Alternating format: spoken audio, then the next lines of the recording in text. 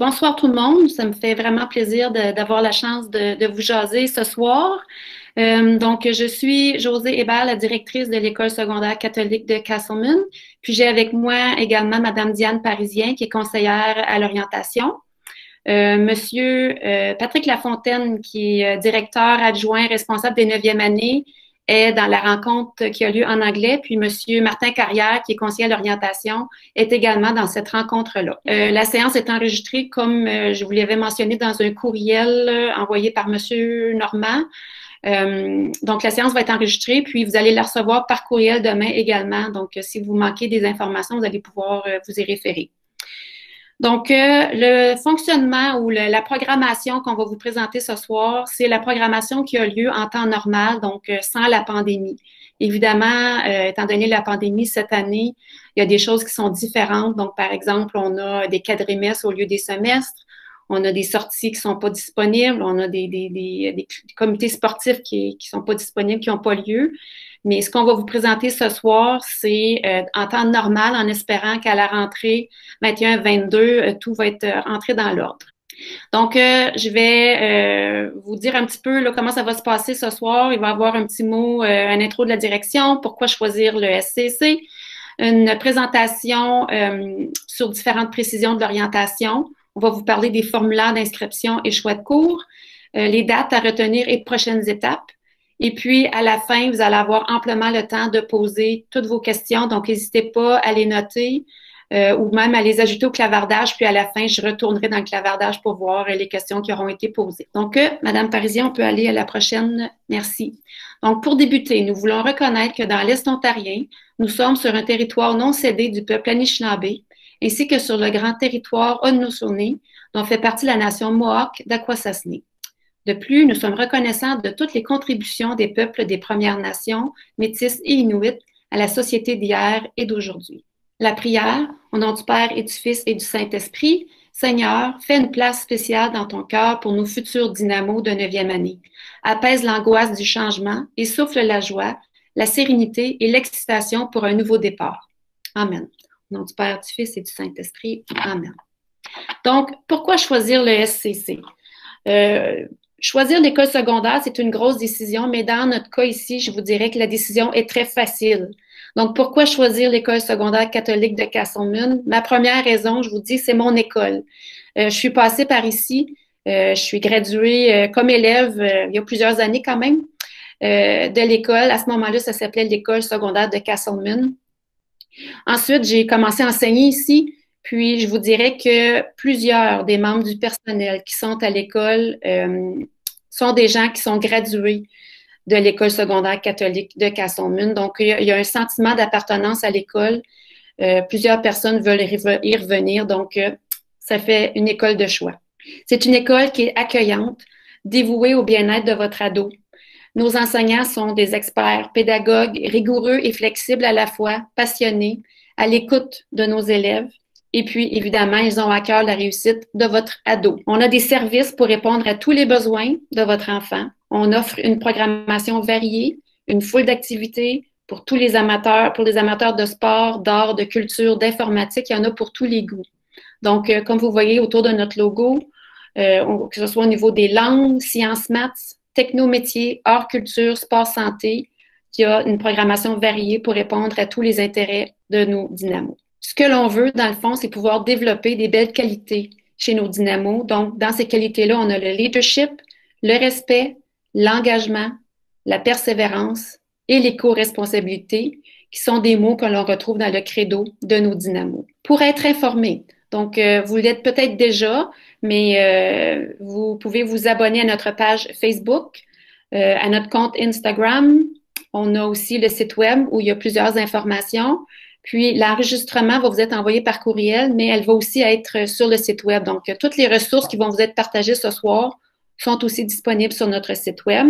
Et puis, on a un agenda des activités qui est normalement très utile avec toutes les activités qui se passent à l'école. Évidemment, cette année, l'agenda est plutôt vide parce qu'il se passe beaucoup moins de choses, mais l'agenda est sur le site web, donc très pratique. Donc, sur ce, je cède la parole à Madame Parisien. Bonsoir tout le monde. Je suis bien contente d'être là ce soir pour vous parler de la 9e année puis de la transition de votre enfant C'est certain que j'aurais aimé ça le faire en personne. C'est toujours un plaisir d'accueillir les parents, surtout ceux qui arrivent pour la première fois. De revoir les parents, que c'est peut-être le petit dernier parce qu'on va graduer les plus vieux. Déjà, on en a gradué ou il y en a d'autres qui vont graduer maintenant. Mais on fait avec les situations, puis cette fois-ci, ça va être au virtuel. Alors, la première chose que je vais faire, c'est vous présenter une petite mini-vidéo. C'est un animé qui va vous donner un peu les grandes lignes de ce que c'est la 9e année, puis ensuite, je vais vous exprimer les précisions pour différents détails importants à considérer. Donc, on commence avec le petit mini-vidéo.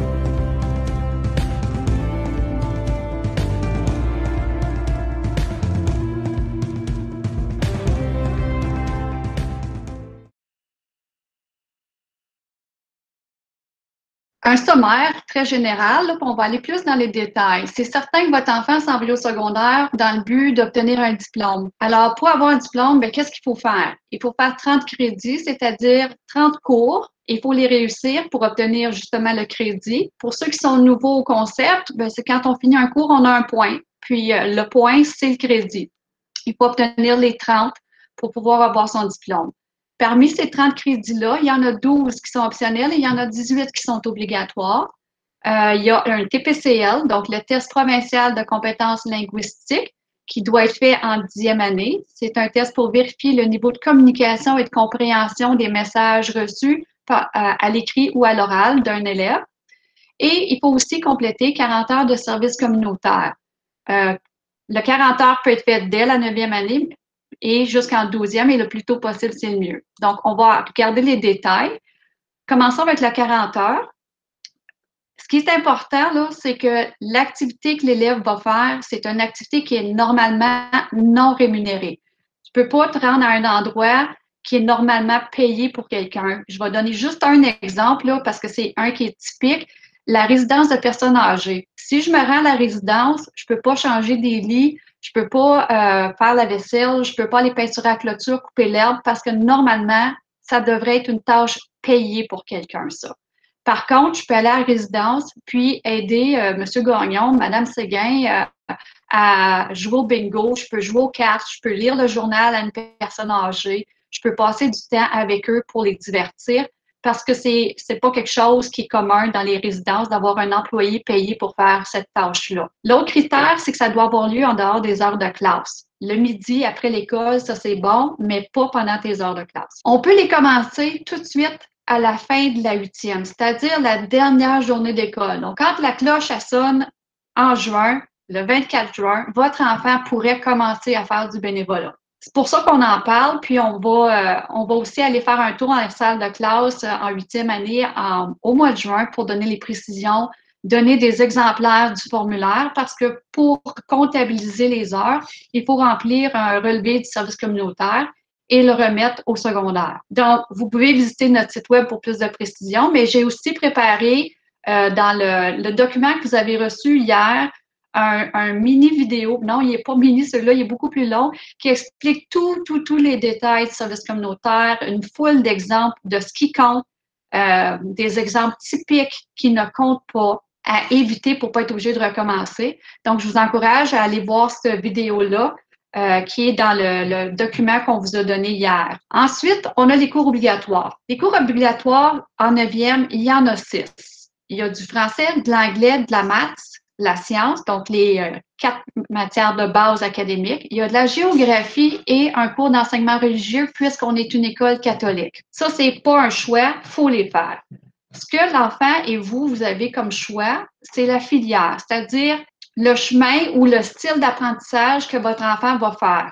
Il y a 3 filières. Il y a la filière appliquée, la filière échelon local et la filière théorique. Pour connaître vraiment les distinctions, parce que ça prendrait du temps de vous expliquer tout ça ce soir, puis on est branché seulement pour à peu près 1 heure maximum là, avec la période de questions, je vous invite à aller voir l'autre vidéo qu'on vous a préparée, puis de prendre le temps de même faire des pauses là-dessus, puis en discuter avec votre enfant. On explique vraiment les distinctions par rapport au rythme, par rapport à quantité de devoirs, au niveau de lecture qu'il faut avoir, au niveau d'écriture qu'il faut avoir pour bien réussir, degré d'autonomie. Alors, c'est important de prendre le temps d'aller voir ça. Et c'est certain qu'on peut répondre à vos questions à ce niveau-là aussi, là, mais pour que chacun puisse aller chercher son compte et comprendre quelle filière s'adresse vraiment le mieux à son enfant, le vidéo qui a été inclus dans le document d'hier est très complet et passe à travers chacun. Puis, dans le petit clip qu'on a vu tantôt, on a vu des petits bandeaux qui descendent puis qui expliquent, là, mais celui-là, il est très court. Je parle d'un vidéo complet sur comment choisir sa filière. Puis, sachez qu'en tout temps, un élève peut aller au collège, à l'université, au travail, au métier d'apprentissage.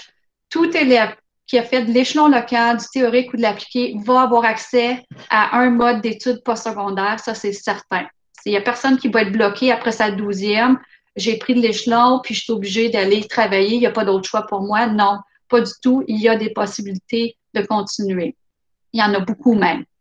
Donc, est-ce que tous mes cours doivent être de la même filière? Non, ça non plus. Alors, c'est de regarder chacun des cours, chaque matière et les forces, les défis de votre enfant, puis de sélectionner la filière appropriée pour chacun. À titre d'exemple, là, j'ai des fois des élèves qui disent, moi, je suis bien fort en mathématiques, en sciences, mais la langue, là, j'ai plus de misère. Donc, ils vont prendre des cours théoriques au niveau des mathématiques et des sciences. Puis, parce qu'ils ont une difficulté au niveau de la lecture, de l'écriture, vont choisir de l'appliquer pour avoir un rythme plus lent et peut-être des textes moins longs à lire. Donc, ça, c'est des petites distinctions. Alors, chaque cours peut avoir une filière différente selon le besoin de votre enfant. Les cours optionnels, ça, c'est la partie qui est le fun pour vos enfants. C'est la partie qu'ils ont hâte de choisir. En 9e, par contre, il y en a juste 2 crédits qu'on peut choisir au optionnel. Quand ils vont arriver en 11e, ça va être le contraire. Il va en avoir 2 obligatoires, puis il va en avoir 6 au choix. Donc, on va commencer par en faire 2 en 9e. Vous voyez qu'on a un cours d'art dramatique, un cours de musique, un cours d'art visuel. Ça, c'est au niveau des arts. On a un cours d'éducation physique, qui est le cours normal d'éducation physique. Les élèves sont séparés, par contre, garçons et filles, dans 2 groupes différents. Puis, On prend tous les sports, le soccer, le volley, l'athlétisme, le basket. On fait vraiment à peu près de tout dans le cours d'éducation physique de 9e. On a le cours d'éducation technologique. Ça, c'est le cours que les élèves appellent « je m'en vais en shop », je m'en vais dans l'atelier. Alors, dans le cours d'éducation technologique, on parle de construction, on parle un peu de design, on fait un peu d'introduction à la mécanique, on touche un petit peu différents volets de la technologie. Donc, c'est pas juste la construction, puis c'est pas non plus juste la mécanique, et le design est inclus. Un petit peu de robotique aussi. Pour ce qui est du cours d'informatique, qui s'appelle Technologie des communications, c'est un cours où l'élève apprend à faire du graphisme. Il fait de l'animation 3D, la création de sites web, du montage Photoshop, des choses comme ça.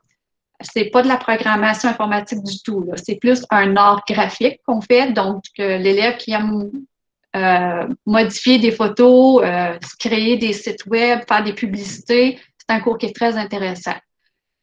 Vous remarquerez que c'est le seul cours sur la liste qui a un 2 en avant du 0, donc TGJ, qui est la cote du cours 2O. C'est que ce cours-là est classé au niveau du ministère comme un cours de 10e année. Toutefois, nos enfants viennent au monde aujourd'hui avec des ordinateurs, des iPads puis des téléphones dans les mains. Alors, le niveau de connaissance des jeunes quand ils arrivent en 9e, il est déjà supérieur alors qu'ils sont tout de suite introduits au cours de 10e année, qui est très pertinent pour eux. Ensuite, il y a un deuxième cours qui touche le gym. Là, ça s'appelle Programme sport-études 9e année. Ce programme-là vaut 2 crédits en soi. Ça veut dire que l'élève va passer ces 2 options dans le gymnase. Alors, un à chaque semestre, l'élève va participer à sport-études, va pouvoir se développer dans des sports plus spécifiques. On fait une plus grande variété et on inclut dans cette programmation-là des sports qui sont normalement pas vus dans les écoles, comme de la plongée sous-marine, du ski alpin, de la randonnée en vélo. C'est toutes des choses, même le golf, le curling. C'est des sports qui ont des frais, par contre. Alors, pour participer à ce programme-là, il faut défrayer des coûts pour les sports additionnels. Les élèves qui sont visés par ce programme-là sont des élèves qui ont une passion pour les sports. C'est des élèves qui sont ouverts à essayer des choses qui normalement seraient peut-être moins avoir un penchant, par exemple, aller en ski alpin, aller faire de la plongée. Mais c'est pas un je choisis là, pick and choose. Là. C'est quand tu participes à ce programme-là, si le prof dit on s'en va en ski alpin, veut pas, tu as choisi le programme, tu t'en vas en ski alpin. Alors, il faut vraiment que l'élève qui se joint au programme ait une passion pour le sport, veut être en santé, veut améliorer son niveau de performance et même être plus conscient de son alimentation. C'est tous des volets qui sont traités dans le programme. Si l'élève choisit celui-là, il ne peut pas faire une deuxième option. Donc, pas d'art, pas de technologie et pas d'informatique. C'est vraiment sport, un à chaque semestre. Pour faire partie du programme, il faut remplir un formulaire d'inscription. Le formulaire d'inscription est également disponible sur la fiche qu'on vous a envoyée hier. Il est aussi disponible, ou il sera là, sous peu, probablement demain, sur le site web de l'école, là, mais il est définitivement sur la fiche qu'on vous a envoyée. Il faut remplir le formulaire qui devra être remis en même temps que le choix de cours par votre enfant. Ensuite, ça, c'était les cours. Et maintenant, qu'est-ce qu'on a d'autre à vous offrir? On a plein de services d'appui parce qu'on sait quand on change de niveau et qu'on change de concept scolaire, on part de l'intermédiaire, on s'en va au secondaire, il y a toute une adaptation. On a des élèves qui ont des besoins avec des plans d'enseignement individualisé, des PEI. On a des élèves avec des programmes spéciaux. Alors, on a en place plein de choses pour les aider. Mais pour tous ceux qui ne sont pas identifiés avec des besoins particuliers, il y a quand même une période de changement, une adaptation. Alors, on a un service de tutorat à l'école, on a une enseignante de ressources à temps plein, on a 2 enseignants parés. Les enseignants parés sont des enseignants qui travaillent pour les élèves vers la réussite. Donc, tout élève qui est à risque d'échouer parce que les notes sont à la baisse, il y a un taux d'absentéisme, ils ont échoué à un test, ça va bien d'habitude, mais tout d'un coup, il y a un changement. l'équipe parée travaille pour répondre aux besoins de ces étudiants-là. On a tout le service enfance en difficulté, donc avec des éducateurs, des éducatrices, des aides enseignants. On a un chef d'unité, notre chargé de programme pour l'enfance en difficulté qui travaille de partenariat avec l'enseignante ressource. Et nous avons une intervenante en milieu scolaire. L'intervenante en milieu scolaire, c'est un petit peu comme une travailleuse sociale là, qui travaille avec les élèves pour différents défis dans leur vie personnelle. Donc, c'est pas au niveau académique, c'est autre chose qui fait que ça va peut-être moins bien et que la réussite scolaire est en jeu ou que leur vie personnelle est troublée. On a cette personne-là à l'école pour aider aussi. C'est certain que dans les années régulières, on a un club de devoirs après l'école aussi, puis on a des tuteurs d'université qui viennent travailler auprès de nos étudiants pour les aider dans les matières. Alors, c'est un survol, c'est certain, parce qu'on a envoyé énormément d'informations d'avance pour que vous puissiez regarder, puis vous pourrez aussi les regarder par la suite, puis avoir plus de détails. On va passer dans les salles de classe de 8e année de vos enfants. On avait prévu la semaine prochaine de le faire virtuel, mais là, on vient d'apprendre la belle nouvelle qu'on s'en va à l'école. On retourne en classe. Alors, les présentations vont être faites à l'école et non chez vous virtuellement. Mais peut-être qu'on va devoir décaler un petit peu pour donner le temps aux enseignants de reprendre leur groupe puis de réorienter leurs repères. Là. Alors, on veut commencer la semaine prochaine, mais on va s'ajuster aux besoins de la situation. Puis, au pire, ce sera la semaine d'ensuite qu'on fera les présentations en salle de classe avec tous les détails puis les formulaires remis à vos enfants. Entre-temps et d'ici la fin du février, vous avez toujours l'option d'aller consulter sur le site web de l'école, découvrir les cours optionnels parce qu'on a ce qu'on appelle le mur des choix de cours. Normalement, à l'école, c'est tout affiché sur le mur, mais là, c'est sur le site web. Quand vous cliquez sur notre site, vous pouvez voir une page de présentation pour chacun des cours optionnels avec une description de ce qui est enseigné, quelles sortes de travaux ont lieu, les tâches, les activités et quel genre de clientèle étudiante est recommandée ou recherchée dans ces cours-là. Donc, je vous encourage à aller consulter ça sur notre site web. Il y a aussi l'entrée des choix de cours qui va venir, qui va être à la fin du mois de février. Donc, si on compare, aujourd'hui, on est le 28, on va faire l'entrée des choix de cours dans la plateforme qui s'appelle Career Cruising. Donc, ça, on va aller en classe avec les élèves, on va prendre des Chromebooks, puis on va aller entrer les choix de cours dans Career Cruising. Ce n'est pas accessible présentement, on n'a pas encore ouvert la plateforme pour pouvoir permettre les choix. Et ça va être fait du 22 au 26. Donc, dans un mois, vous allez avoir alors à peu près 4 semaines là, pour penser à ce que vous voulez faire, ce qui est le mieux, poser des questions si vous y pensez, regarder les différentes filières, puis choisir celle qui convient le mieux pour votre enfant. Vous avez après ça, 3-4 semaines pour faire tout ça. Et par la suite, quand ça sera entré dans Career Cruising, il faudra signer les formulaires de choix de cours et les retourner à l'école pour le 10 mars.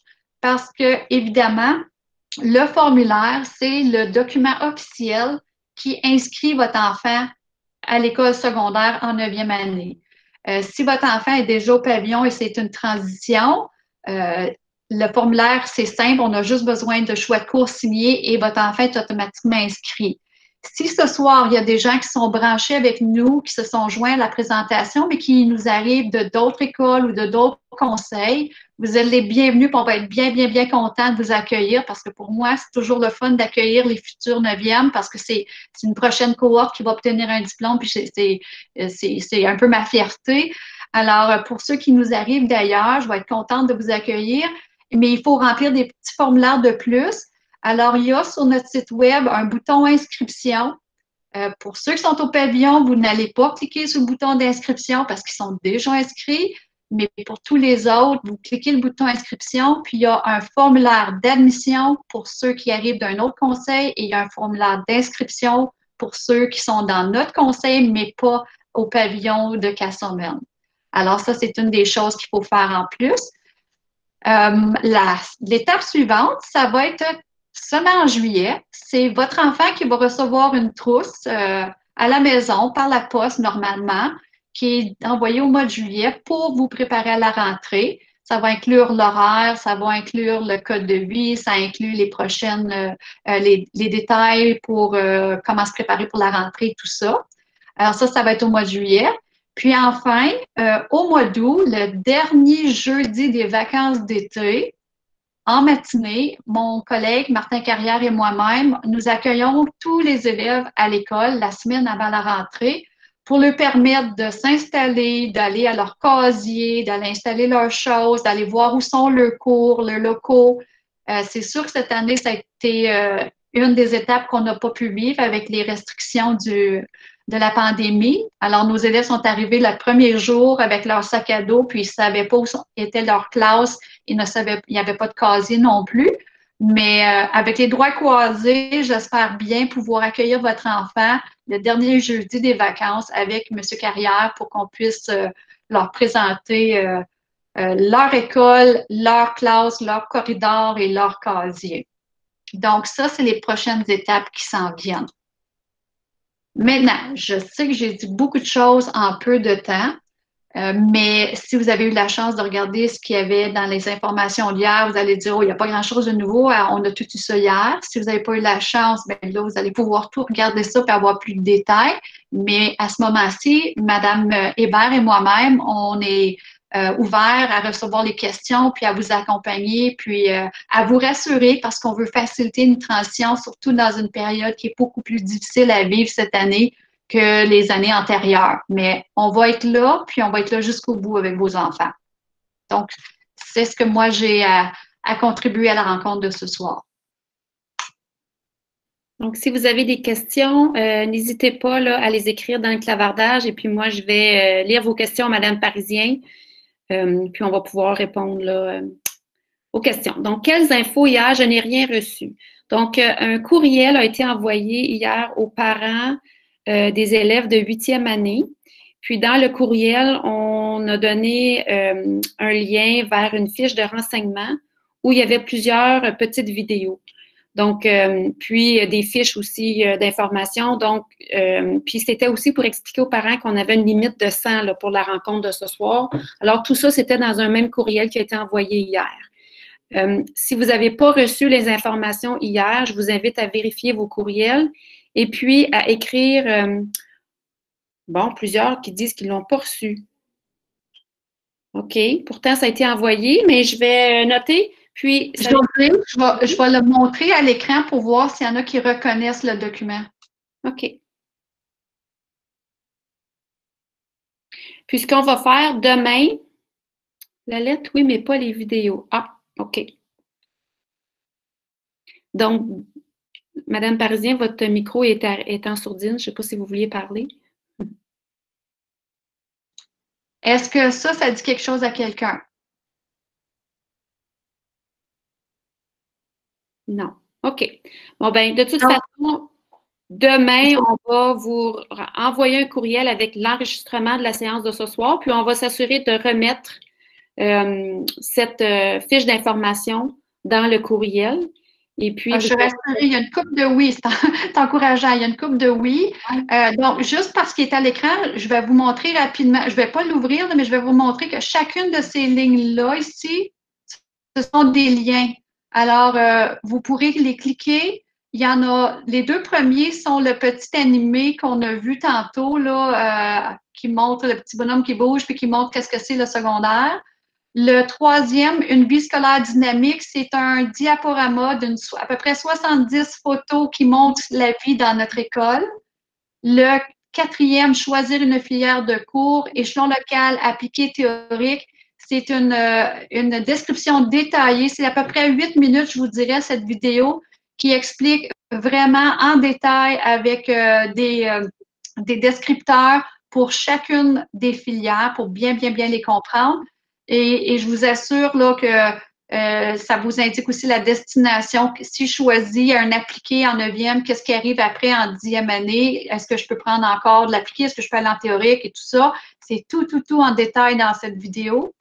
Il y a une description des cours optionnels. Si vous cliquez sur celui-là, ça va être le mur des choix, justement celui qu'on met sur le site web avec une description de chacun des cours optionnels imagés avec les tâches, les activités qui sont prévues.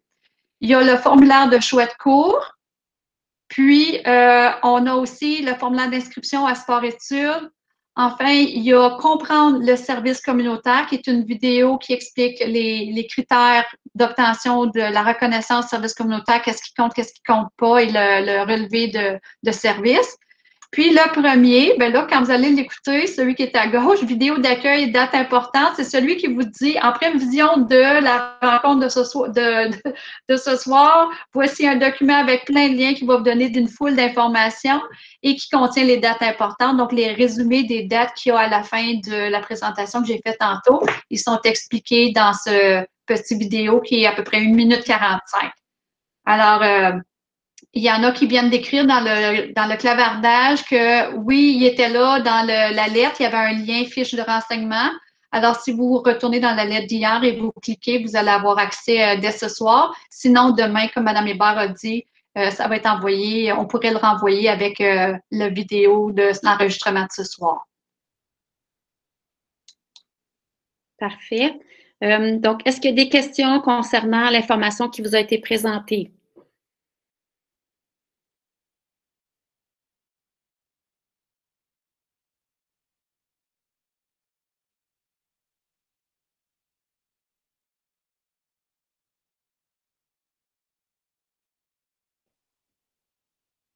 Madame Parisien, vous avez fait un message très clair.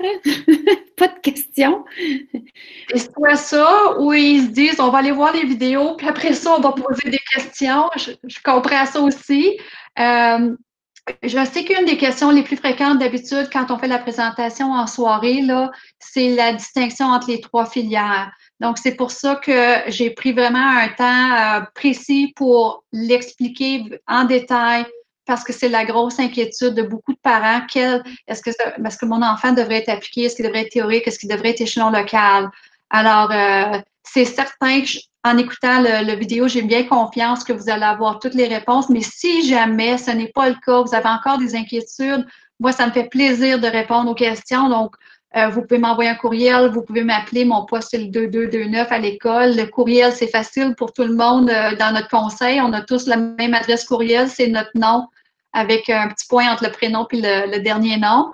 Et je peux aussi, dans certains cas, avoir des meets avec des parents qui ont des cas un petit peu plus particuliers. Par exemple, si votre enfant a un PEI puis qui a besoin des choses, des détails plus importants par rapport à votre enfant, on peut se rencontrer de façon virtuelle ou par téléphone. C'est toutes sortes de possibilités.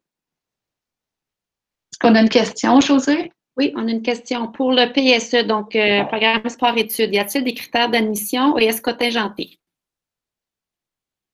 Il n'y a pas de critères spécifiques dans le sens que si l'élève ne rencontre pas une telle moyenne, il ne peut pas rentrer ou il n'a pas fait tel sport compétitif, il ne peut pas entrer. C'est vraiment vous allez voir sur le formulaire, il y a 5 descripteurs au haut du formulaire que votre enfant devrait répondre. Pas le parent, l'enfant. Parce que des fois, le parent, il a des belles intentions, mais le jeune, il n'est pas nécessairement à l'aise avec la décision. Donc, posez les 5 questions à votre enfant. Je vais vous les nommer, ces questions-là. Je les ai pas loin, là. Ça va vous donner une petite idée. La première, c'est est-ce que tu es passionné du sport? Si tu n'es pas passionné d'activité physique, c'est bien dommage, là. Ça va être bien dur de réussir un programme sport-études. Le deuxième, c'est j'ai un bon esprit sportif. Donc, des fois, on est passionné, on n'est pas nécessairement le meilleur, mais on a un très bon esprit sportif, on a le goût de participer avec les autres dans des sports. Ça, c'est un bon critère. Je veux atteindre un nouveau sommet de performance. Donc, je suis peut-être à un certain niveau, je suis peut-être excellent, puis je vais aller encore mieux. Je suis peut-être juste un débutant dans des sports, mais j'aime vraiment ça, puis je veux m'améliorer, je veux aller plus loin, mais je suis prête à le faire. Donc, ça, c'est une des choses. Je veux améliorer ma condition physique et mes habitudes de vie parce que M. Boulris, qui s'occupe du programme, donne beaucoup de coaching d'habitudes saines de vie dans son programme.